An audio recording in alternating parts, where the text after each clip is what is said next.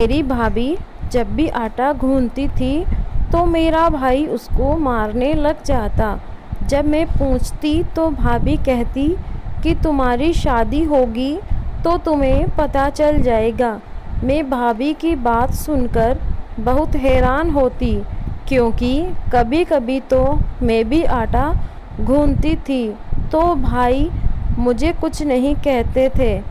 फिर जब मेरी शादी हुई तो मैं आटा गूंदने बैठी तो मेरी जान निकल गई, क्योंकि उस दिन तो घर में मेरी भाभी बहुत खूबसूरत थी, बहुत सेहतमंद और बहुत ही अच्छी लगती थी। लेकिन मेरा भाई हमेशा उसे मारता था। इसीलिए नहीं कि उनकी कोई हरकत भाई को बुरी लगती थी, वह बदजुबां भी नहीं थी, बल्कि इसीलिए कि भाई का कहना था कि तुम आटा नहीं गूंदोगी। लेकिन घर में इतने काम थे कि भाभी को कभी कभी मेरी मदद करनी होती, और जब भाई देख लेते कि भाभी आटा गूंद रही हैं तो वह उनको मारना शुरू कर देते। हम लोग जॉइंट फैमिली में रहते थे। मेरे चाचा के बच्चे भी हमारे साथ ही रहते थे, जो कि सारे जवान थे। इस घर में खाना सबका एक ही बनता था, इसीलिए काम बहुत ज़्यादा होता था। मेरे भाई को कोई परवाह नहीं थी, वह सबके सामने मेरी भाभी पर हाथ उठाता था। एक दिन भाभी से कुछ पूछ लिया कि भाभी आप आटा गूंथती हो तो भाई आपको क्यों मारते हैं? ऐसा तो पहली दफ़ा ही सुना और देखा है। तब मेरी भाभी ने अजीब बात कही कि जब तुम्हारी शादी होगी तो तुम्हें पता चल जाएगा। लेकिन मुझे इस बात की बहुत कुछ समझ नहीं आई, क्योंकि मैं भी आटा गूंथती थी, लेकिन भाई मुझे तो नहीं मारता था। जब मेरी शादी हुई और जब मैं एक दिन बैठकर आटा गूंथ रही थी तो मेरा पति मेरी तरफ आया और मुझे बालों से पकड़कर बोला कि तुमने, मेरा नाम रवीना है, हम लोग जॉइंट फैमिली में रहते थे। मेरी माँ इस दुनिया में नहीं थी और इस घर में बहुत कम औरतें थीं और आदमी बहुत ज़्यादा थे। मैं, मेरी एक कजिन, बस हम ही दो औरतें थे। बाकी उस घर में सब के सब मर्द ही थे। इसीलिए मेरे भाई की शादी करवाने के बारे में सोचा गया था। इस घर में कोई समझदार लड़की आ जाए तो सारे घर को संभालने में हम दोनों की मदद करे। मेरी कज़न तो सिर्फ 15 साल की थी और पढ़ाई भी करती थी, जबकि मुझे 10वीं के बाद घर बिठा लिया गया था और मेरी उम्र 18 साल की थी। कभी कभी घर में जब बहुत ज़्यादा मेहमान आ जाते तो हमसे संभाला नहीं जाता था। कभी चावल ख़राब कर देते, कभी सब्जी में नमक ज़्यादा हो जाता था। भाई शादी के मूड में बिल्कुल भी नहीं था, शादी नहीं करना चाहता था, लेकिन पापा के कहने पर मान गया और उसके लिए एक अच्छी सी प्यारी सी लड़की को तलाश लिया गया। मेरी भाभी कोई दुबली पतली ना थी, लेकिन उनका वज़न उनको सूट करता था, यानी कि वह बहुत प्यारी लगती थी। जो भी कपड़े पहनती तो उन पर कपड़े बहुत अच्छे लगते थे। सच कहते हैं कि बहुत ज़्यादा दुबली पतली औरत भी अच्छी नहीं लगती। ऐसा लगता है कि कपड़ों को हैंगर पर टांग दिया हो। लेकिन थोड़ा इंसान को सेहतमंद होना चाहिए ताकि उस पर पहना और ओढ़ा हुआ अच्छा लगे। इसी तरह की मेरी भाभी भी थी और बहुत अच्छी थी। उन्होंने शादी के 2-3 दिन बाद ही मेरी मदद करवाने के लिए किचन का रुख ले लिया था। लेकिन एक दिन कुछ ऐसा हुआ कि मैं भी बुरी तरह हैरान रह गई और मेरी भाभी को भी यह सब होने की उम्मीद नहीं थी। मेरी भाभी किचन में बैठी आटा गूंद रही थी और हॉल में हमारे कुछ कज़न बैठे थे। हमारी बड़ी औरतें कहती थी कि हमेशा ज़मीन पर बैठकर ही आटा गूंदना चाहिए। खड़े होकर आटा गूंदने से वह सही नहीं गूंदता और फिर रोटी भी अच्छी नहीं बनती। इसीलिए भाभी ज़मीन पर ही बैठी थी और थोड़ी देर पहले मुझे यही समझा रही थी कि किस तरह बैठकर आटा गूंदना औरत की सेहत के लिए अच्छा होता है कि अचानक मेरा भाई वहाँ आया और भाभी को एक झटके से उठाकर कहने लगा कि क्या कर रही हो तुम, और धक्के देता हुआ वहाँ से कमरे में ले गया। मैं हैरान रह गई और थोड़ी देर बाद मुझे भाभी की चिल्लाने की आवाज़ आई कि जैसे कोई उन्हें मार रहा है। अगर मेरा भाई यह सब कर रहा था तो वह भी गलत बात थी, क्योंकि अभी तो उनकी शादी को एक हफ्ता भी नहीं हुआ था और मुझे यह समझ न आया कि उनको डांट किस बात पर पड़ रही थी। फिर मैंने सोचा कि शायद भाभी ने कमरे की सफाई ना की हो, कोई शर्ट इस्त्री ना की हो, इसीलिए वह इस तरह की हरकतें करने पर मजबूर हो गए। वैसे भी मेरा भाई बहुत गुस्से वाला था, घर में सबसे बड़ा था, कारोबार भी वही संभालता और हर किसी को डांटता मारता रहता था। हम पर तो आज तक हाथ नहीं उठाया, मुझ पर और मेरी कज़न पर कहता था कि औरत पर हाथ नहीं उठाते, लेकिन नज़रों से ही घूर कर डरा देता था। मैंने सोच लिया था कि भाई की यह बात अपने पापा को ज़रूर बताऊंगी कि भाभी को आज भाई ने मारा, वह भी बिना किसी वजह के। लेकिन जब रात को यह बात पापा को बताई तो उन्होंने पहले गौर से मेरी बात सुनी, फिर कहा कि तुम्हारी भाभी क्या कर रही थी। तो मैंने कहा कि कुछ भी नहीं कर रही थी, ज़मीन पर बैठकर आटा गूंद रही थी और भाई ने आकर उन्हें ज़बरदस्ती घसीट लिया और उसके बाद मारना शुरू कर दिया। उन्होंने 2 पल कुछ सोचा और कहा कि तुम उनके मामले में मत सोचो। मेरे पापा यह बात कहने से पहले कहीं खो से गए थे। मैंने कहा कि यह गलत बात है, अगर मम्मी होती तो भाई को ज़रूर डांटती, भला ऐसा भी कोई करता है। पापा ने कहा कि तुमको एक दफ़ा कह दिया है, अपने काम से काम रखो, तो फिर ऐसा ही करो। मियाँ बीवी के मामले में नहीं बोलना चाहिए। भाभी जब शाम को कमरे से बाहर निकली तो उनकी शक्ल देखकर मैं हैरान रह गई। ऐसा लग ही नहीं रहा था कि एक हफ्ते की दुल्हन है, ऐसा लगता था कि 10 साल की शादी गुजार कर बेटी हैं और 4 बच्चों को पैदा किया है। अजीब सी शक्ल बना रखी थी। उन्हीं सारी रौनक, सारी मुस्कुराहट और सारी चमक अचानक से कहीं खो गई थी। आंखें बता रही थी कि काफ़ी देर तक रोती रही थी। मैंने अपनी भाभी से कहा कि क्या बात है, तो उसने फिर से रोना शुरू कर दिया। मैंने कहा कि क्यों मारा आपको भाई ने। भाभी के चेहरे पर भी निशान थे जिनको वह मेकअप से छुपाकर आई थी। आजकल घर में मेरी भी शादी की बातें हो रही थी। सोचती थी कि क्या मुझे भी शादी के बाद इसी तरह से मारा जाएगा, कि अगर मेरा भाई किसी भी बेटी के साथ यह कर रहा था, किसी की बहन को रुला रहा था, तो किसी की बहन के साथ भी तो यह हो सकता था। एक दिन भाभी से कहा कि आटा गूंद दे, तो कहने लगी कि आज मैं नहीं भूल सकती, यह काम तुम खुद ही कर लो।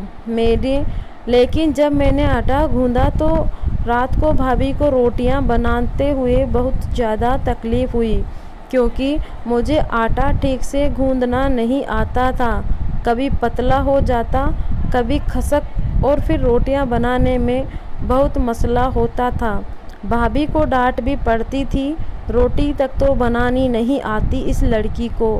इसके बाद भाभी ने मुझे कहा कि मैं यह काम खुद ही किया करूँगी, क्योंकि फिर भी मसले तो मेरे लिए ही हैं। लेकिन इस बार फिर ऐसा ही हुआ कि जब वह आटा गूंद रही थी तो भाई ने उनको देख लिया, और इस बार तो बकाया उनको बालों से पकड़कर वहाँ से ले गया। मैं भी आगे बढ़ी और भाई का हाथ रोकने की कोशिश की।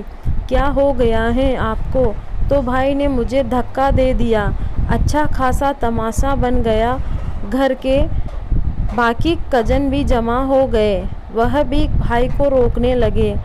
आप क्या कर रहे हैं? तो उन्होंने कहा कि जो आगे बढ़ा और हमारे मामले में बोला उसकी ज़बान नोच दूंगा। सब भाई से डरते थे, फौरन पीछे हट गए। उनको इस मामले में पड़कर अपनी बेइज्जती नहीं करवानी थी। भाभी के साथ फिर वही हुआ जिसका डर था। मुझे भाभी के लिए बहुत दुख हो रहा था। अगले दिन उनकी हालत फिर से बहुत बुरी थी, बल्कि इस बार इतनी बुरी हालत थी कि ठीक से चक्कर आकर गिर गई, तो अस्पताल भी ले जाना पड़ा। भाई घर नहीं था तो कजन के साथ ही अस्पताल गए, और इस बात पर भी भाई को बहुत ज़्यादा गुस्सा आया कि मैं घर आ रहा था, मर तो नहीं गया था। मेरा इंतज़ार कर लेते। जब तक भाई अस्पताल नहीं पहुंचा था, मुझे डॉक्टर साहब ने अपने कमरे में बुलाया था। उनको भाभी देखकर पता चल गया था कि यह नई नवेली दुल्हन है, क्योंकि अभी अभी उनको हाथों पर मेहंदी लगी हुई थी। उनकी शादी किस जानवर से करा दी है? इतनी प्यारी लड़की का क्या हाल कर लाए हो? अगर दोबारा यह केस यहाँ पर आया, इस कदर की कोई हरकत हुई तो मैं पुलिस को बुला लूँगी। उसने कहा कि अपने भाई को समझाओ, इंसान को इंसान समझे, जानवर ना समझे। डॉक्टर तक को एहसास हो गया था, तो फिर मैं पत्थर की नहीं बनी थी। लेकिन भाई से बात कौन करता? पापा ने तो कह दिया था कि उनके मामले में नहीं बोलना। उनके कमरे में लेकर आई तो वह छत की तरफ घूर रही थी। मैंने कहा कि भाभी, आप जब भी आटा गूंद रही होती हैं तो भाई आपको क्यों मारते हैं? मैंने नोट किया है, आप जब भी आटा गूंदती हैं तभी भाई आपको मारता है। मेरी भाभी ने मुझे हैरान होकर देखा और कहा कि जब तुम्हारी शादी हो जाएगी तो तुम्हें पता चल जाएगा। मैंने कहा कि इस बात से क्या मतलब है? यह भला कोई मानने वाली बात है? यह काम तो हर औरत अपने घर में करती है, तो क्या उसको मार पड़ती है? तो मेरी भाभी ने कहा कि हर औरत मेरे जैसे नहीं होती। तुम्हारा भाई जिस बात से खुश होता है, इस बात पर खपा भी होता है। उसे मेरी जैसी बीवी चाहिए, और फिर उसे कुछ ऐसी बातें भी पसंद नहीं हैं जो मेरे अपने ख्वाबों में भी नहीं हैं। मेरी भाभी ने मुझे बात नहीं बताई और कहा कि शादी होगी तो समझ जाओगी, लेकिन इस ख़ानदान के किसी भी मर्द से शादी ना करना। लेकिन मेरी शादी की बात तो मेरी कज़न के साथ ही चल रही थी, क्योंकि पापा का कहना था कि इकलौती बेटी को गेरों में नहीं दे सकता। जब घर के लड़कों से भरा पड़ा है, और जिससे मेरी शादी की बात हो रही थी वह मेरे भाई का दूसरा करीबी दोस्त भी था और मेरे भाई की तरह है। मैं गुस्से वाला अभी था। मुझे डर लग रहा था कि कहीं मेरा हाल भी मेरी भाभी वाला ना हो जाए। अब तो मेरे भाई ने भाभी को किचन में आने से ही रोक दिया था कि बस कमरे में रहो और किचन के बाहर के काम करें, जैसे कि कपड़े धोना या घर को साफ रखना। लेकिन काम भी तब करें जब सारे घर वाले सो रहे हो और घर में कोई भी ना हो। इस बात पर मेरे बाबा भी बोल पड़े कि किस किस की पाबंदियाँ लगा रहे। सफाई के लिए नौकर रख लेंगे, लेकिन ज़रूरी काम किचन का है क्योंकि रोज़ खाना बनाना है और सबने खाना है। तुम अपनी बीवी को किचन में जाने ही नहीं दोगे तो फिर कैसे चलेगा। फिर मेरे भाई ने झगड़ा किया। इसमें भाभी बिल्कुल भी नहीं बोली। भाभी बिल्कुल खामोश थी। मैंने कोई बात नहीं की। फिर मेरे भाई ने एक हरकत की कि किचन का जो दरवाज़ा हॉल की तरफ खुलता था उसको हमेशा के लिए बंद करवा कर एक दीवार की सूरत में डाल दिया। लेकिन उससे किचन में इतनी गर्मी हो गई कि हमारी जान निकलने लगी और 1 घंटे खड़े होना भी मुश्किल हो गया था। एक छोटा सा दरवाज़ा था जो बाहर से खुलता था, वहीं से हम आते जाते थे। खिड़की ना थी और ना ही कोई और दरवाज़ा। इस बात पर भी हमने भाई से बात की। इस तरह तो हम यहीं पर गर्मी में सड़ के मर जाएंगे, लेकिन भाई को कोई परवाह नहीं थी। और भाभी को तो मैं देखकर हैरान थी कि वह गर्मी के मौसम में भी बंद गले और बंद बाजू के कपड़े वाले पहनना शुरू हो गई थी। क्या उनको गर्मी नहीं लगती थी। लेकिन इंसान जितना भी कह दे कि मुझे कुछ नहीं हो रहा, कुछ चीज़ें सामने आ जाती हैं। भाभी को गर्मी लगती थी कि एक बार बार बेहोश हो जाती। मामला बहुत ख़राब चल रहा था। एक दिन भाभी ने कहा कि मुझे बताइए यह सब क्या है, मैं आपकी मदद करूंगी।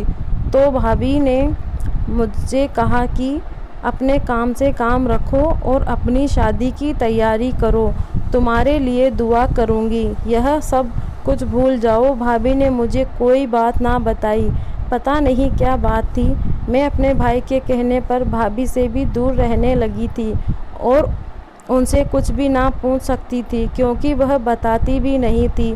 उन्हीं दिनों मेरी भी शादी हो गई और मेरी शादी मेरे कज़न से हुई थी, इसीलिए मैंने यहाँ से रुखसत नहीं होना था। एक दिन मैं भी आटा गूंदने बैठी थी और यही सोच रही थी कि पता नहीं आटा गूंदने से क्या होगा। भाभी ने कहा कि जब तुम्हारी शादी होगी तो तुम्हें पता चल जाएगा। मेरा पति अचानक किचन में आया। उसने मुझ पर हाथ नहीं उठाया, लेकिन मुझे बाजू से पकड़कर ले गया और उसने मुझसे यही कहा कि आइंदा इस तरह की हरकतें मत करना। मैं परेशान हो गई। मैं अपना अंजाम भाभी जैसा नहीं करवाना चाहती थी, इसीलिए पहले ही इस बात की तह तक पहुंचना चाहती थी। मैं जाकर भाभी के कदमों में बैठ गई और कहा कि इससे पहले मेरी हालत भी, ज़िंदगी भी आपकी ज़िंदगी की तरह बर्बाद हो जाए, मुझे बताइए कि बात क्या है। तो मेरी भाभी ने अपनी ज़ुबान खोली। मेरी भाभी ने कहा कि तुम्हारा भाई दिमाग से पागल है।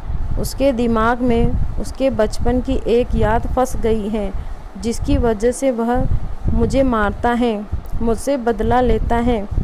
शायद तुम्हें भी इस बात का बुरा लगे, गुस्सा आए, लेकिन यह हकीकत है। जब मैं आटा गूंदने के लिए बैठती हूँ तो तुम्हारे भाई को अच्छा नहीं लगता, क्योंकि मैं भारी भरकम शरीर की हूँ। मेरे पैर और मेरा बदन हॉल में बैठने से सबको दिखता है, इसीलिए तुम्हारे भाई के दिमाग में शक रहता है, क्योंकि तुम्हारी माँ ने तुम्हारे बाप के साथ बेवफाई की थी। तुम्हारा एक चाचा इस शहर में नहीं रहता, देश से बाहर रहता है। इसी के साथ तुम्हारी माँ का चक्कर था, क्योंकि तुम्हारे पापा घर से बाहर रहते थे, दूसरे शहर में काम करते थे। वह तुम्हारे चाचा को लुभाने के लिए आटा गूंथते हुए उनको अजीब व गरीब किस्म के इशारे करती थी। मेरा वजूद तो थोड़ा भारी है, इसीलिए जब मैं आटा गूंथती हूँ तो तुम्हारे भाई को लगता है कि मैं भी कुछ ऐसा ही कर रही हूँ। और यह घर तो वैसे भी मर्दों से भरा हुआ है। तुम्हारा भाई शक का मरीज़ है, इसे मुझ पर ज़रा भी भरोसा नहीं है। कहता है कि जब बात किरदार तक आ जाए तो रिश्ते ख़त्म हो जाते हैं, लेकिन इस तरह से तो मेरा रिश्ता पहले दिन से ही ख़त्म है। तुम्हारा पति भी मेरे पति का बहुत करीबी दोस्त है और यह दोनों एक दूसरे की संगत में रहते हैं। उन दोनों को पता है कि यह उसी चाचा का बेटा है और ये दोनों ही एक का शिकार है। मेरी ज़िंदगी की तरह तुम्हारी ज़िंदगी भी होने वाली है। हम उन मर्दों को कुछ नहीं समझा सकते थे। तभी किचन का दरवाज़ा बंद कर दिया, मुझे इस तरह के कपड़े पहनने पर मजबूर कर दिया। दिन रात मुझे ताने अलग देता है और बंद दरवाजे के पीछे मारपीट अलग होती है। मैं नहीं जानती थी कि तुम्हारे साथ ऐसा हुआ। ऐसा तो किसी की भी बेटी के साथ ना हो। वह रोने लगी और मैं भी। मेरी माँ मेरी पैदाइश के बाद इस दुनिया से चली गई, इसीलिए अपनी माँ को कभी देखा नहीं। उनकी सूरत भी मुझे मुश्किल से ही याद थी। तस्वीर में देखती थी। अगर यह बात सच थी तभी तो यह सब हो रहा है। अगर यह झूठ होता तो फिर यह दोनों इस तरह पागलपन पर नहीं उतरते। मैंने भाभी को कहा कि हम चुप करके नहीं बैठेंगे और यह बात जाकर पापा को बता देंगे। हमने उनको शुरू से लेकर आखिरी तक सारी बातें भी बताई तो पापा परेशान हो गए। वह कहने लगे कि किसी की गलती की सज़ा किसी और को देना गलत है। उन्होंने किचन से दरवाज़ा भी हटा दिया और भाभी को भी कहा कि जो तुम्हारा दिल चाहता है वह पहनो, गर्मी में गर्म कपड़े पहनने की कोई ज़रूरत नहीं है। मेरे भाई और मेरे पति की भी अच्छी क्लास लगाई। मेरे पापा ने कहा कि अगर इस तरह की हरकतें उन लोगों ने दोबारा की, किसी पर भी हाथ उठाया, तो तुम लोगों ने आकर बात मुझे बतानी है। मैं उन दोनों को ठीक कर लूँगा। तो मेरी बेटी हो और यह किसी और की बेटी, लेकिन दरअसल यह भी मेरी बेटी है। मैं अपनी बेटी बनाकर लाया हूँ। मेरी बीवी ने मेरे साथ बेवफाई की थी, मुझे धोखा दिया था, लेकिन मैंने फिर भी आज तक उस पर हाथ नहीं उठाया था। और यह तुम लोगों को बिना वजह ही इस तरह जलील करते हैं, यह मैं होने नहीं दूँगा। अगर मुझे मेरी बीवी से मसला था, उसने मेरे साथ बेवफाई की थी, तो मैंने उसे अपनी ज़िंदगी से निकाल दिया था, लेकिन उसे कभी भी जानवरों की तरह मारा पीटा नहीं था। मुझे तो यकीन नहीं आ रहा कि यह किस किस्म के लोग हैं। इसके बाद से मेरे पति ने और मेरे भाई ने इस तरह की कोई हरकत नहीं की। ऊपर वाले की तरफ से हम दोनों एक साथ पेट से थे, तो पापा ने घर में नौकर भी रख दिए थे। और जब औलाद हमारी ज़िंदगी में आई तो उसके बाद हमारे पतियों के रवैये काफ़ी हद तक बदल गए थे। फिर पापा ने एक बहुत अच्छा काम किया कि घर के हिस्से अलग कर दिए। भाभी का हिस्सा अलग और मेरा हिस्सा अलग कर दिया। हम अपने घर में अपनी चार दीवारी में रहते थे। किसी की नज़र आते जाते नहीं पड़ती थी, जिसकी वजह से हमारे मर्दों को अक्ल आ गई थी और अब सारा कुछ बेहतरीन की तरफ जा रहा था। लेकिन आखिर में मैं यह कहूँगी कि किसी की गलती की सज़ा किसी को देना जुल्म है। धन्यवाद दोस्तों।